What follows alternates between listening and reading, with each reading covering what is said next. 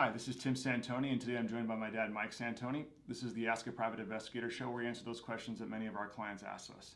Today we're going to be talking about locating people with very limited amount of information. From time to time we have clients that come to us and say, hey, we have a name only, or we have a first name, or we have a last name, or we just have a basic name and a last known county of residence, or even just a last known employer, and they say, can you track this person down?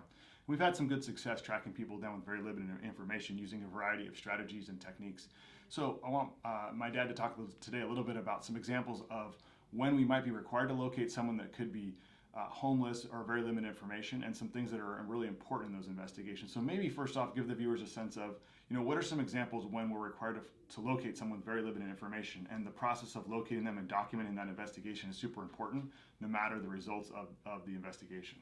Yes, that's a very good point. It's very important to document when you're locating somebody exactly all the things that you're doing, because we believe that our success rate is around 90% on locating people. But in the event that we can't locate a person, well, we have a full report where we document everything that was done to do that, because whether we're working for an attorney, an insurance company, or a private party, they're going to need to go to court and be able to show the judge a report that documents everything that was done to locate that person. So we do everything from database checks. We belong to 3 proprietary databases that we use for that. We check social media, we check court records, both civil and criminal. There's a variety of things that we check in order to track down somebody.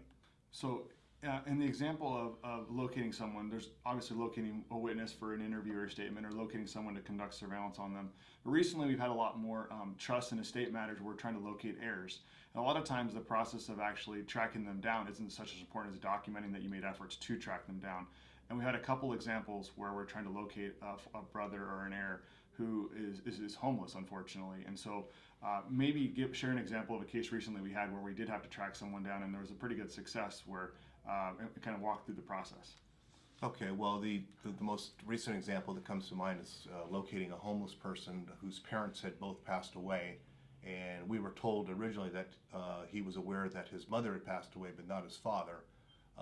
And all they knew is that they had a P.O. box for him in a city from 20 years ago. So we began the process by checking criminal records and finding that the individual had been cited for sleeping in a public place or illegal camping. And in checking all of the citations, they were located in one particular city. So then we went to the police department in that city, described who we were looking for, and they were able to tell us with some certainty that the person we were looking for was this person, gave us his nickname and gave us the hangouts where he was probably located. Went to those hangouts, were able to locate him and discuss the case with him and put him in touch with the executor of the estate. That's a great example. So when you're working with a private investigator and tracking someone down, I think it's super important that you understand, that the investigator you're working with understands the legal context, the requirement, documentation, reporting, and what will be required in the future to prove that efforts were taken. So whether you're looking to serve someone, again, to serve them with legal documents, a dissolution of marriage, it could be a witness, it could be a former employee, it could be an heir. Make sure you're working with an investigator that understands the legal parameters and is able to give you a consultation and example of cases they've worked on in the past that are representative. Thanks so much for tuning in this show. If you have any questions, please leave them in the comments below, and we look forward to connecting with you on the next show. Thanks. Bye-bye.